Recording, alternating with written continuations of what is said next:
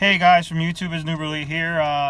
Today is, I completely forgot the day. That's a good question. Oh yeah, Wednesday the 18th of January 2017. This is another vlog. This is kind of like a vlog complaining about people complaining about the Nintendo Switch. Complaining about having to buy an extra accessory to power, to charge their Joy-Cons. They have 20-hour battery life. They specifically stated that. You have plenty of time to charge it in between gameplays. Nobody plays for 20 hours straight. There are other things that people are complaining about. Like, for example, no game coming in a bundled box. Have you played, when you paid for an Xbox or a PlayStation when they first came out, they didn't have no games in the box either. So, this has been the standard since, I think since the Dreamcast failed, I believe. Xbox, I don't believe Xbox came with game in the box. But Nintendo, though, has a habit of doing that, though, putting games in the box.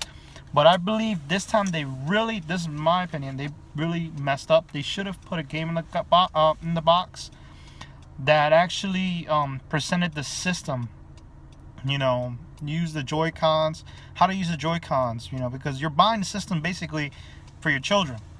And usually when parents see that the children are having fun, they join in.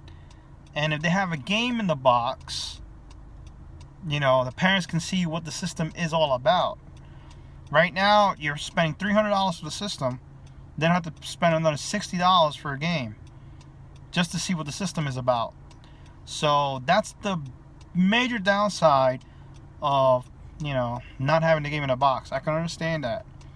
Another thing, they give you the Joy-Con handle thing, but it's not you can't charge your Joy-Cons with it. I can understand where that's coming from too, because of the 20-hour battery life. Now, people are complaining also about the $90 dock. That's an accessory. Yes, I can understand where people are coming from. All it does is it has outputs.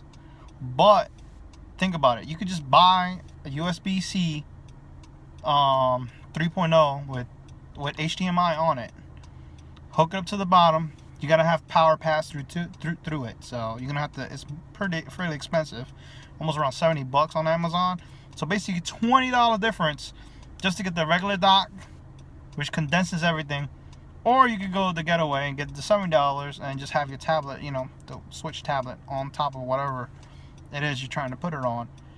But like I said, it's an accessory. You don't have to get it if you don't want to.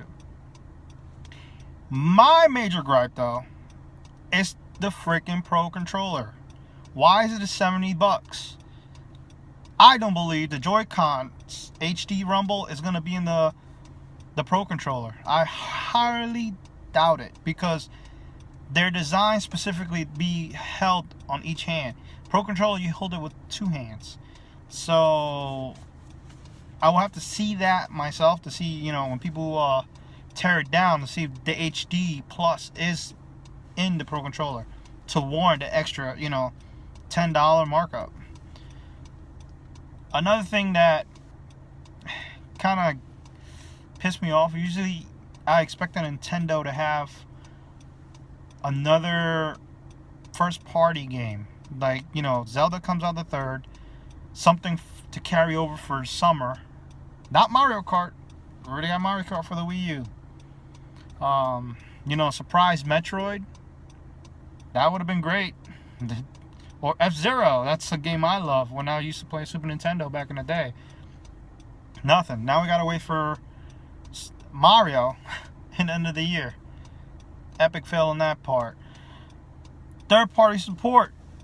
FIFA, really? No multiplayer stuff.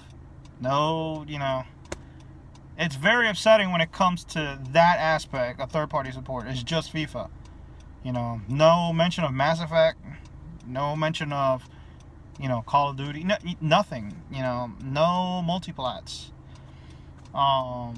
The other thing is, Nintendo hasn't really specified if you can hook up a USB dongle to the back or the dock, so you can hook up an Ethernet, USB or external hard drive. There's nothing out right now that states that, and a lot of people are also confusing, thinking that the system, if you plug it in with power, that'll be 1080p, which is completely wrong. The only 1080p is when it's hooked up to the dock, regardless if you have power to the system. The touchscreen is 720p. But those are the major gripes people are complaining about, and I think, well, I'm complaining about a couple as well, but especially about having to pay an extra $30 for an accessory just to charge your remotes. That's kind of fairly stupid. The dock, like I said, it's accessories.